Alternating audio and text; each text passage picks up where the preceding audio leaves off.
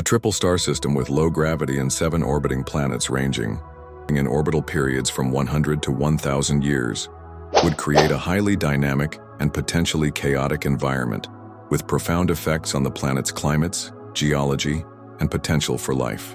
In a triple star system, there are several possible configurations.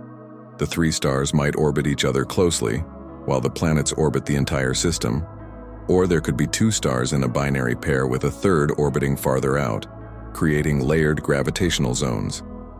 The stability of the 7 planets' orbits would depend heavily on how these stars interact. If well balanced, the system could persist for billions of years. If not, planets might be ejected or have wildly fluctuating orbits. Low gravity in this context could imply that the planets themselves are less massive than Earth, or that the stars are lower mass, perhaps red dwarfs or even brown dwarfs. Such stars emit less light and heat, which combined with the long and varying orbital periods could lead to extreme seasons or light cycles. A planet with a 1,000-year orbit might spend centuries in a frozen state before briefly entering a warm, habitable zone when close to one or more of the stars.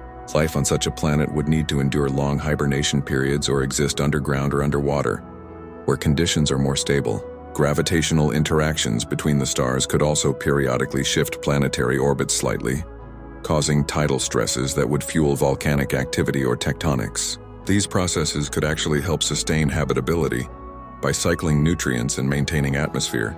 On planets with 100-year orbits, conditions might be more stable, but the light sources would still shift constantly, with day-night cycles dominated by multiple sunrises and sunsets, shifting shadows, and seasons defined by the positions of multiple stars.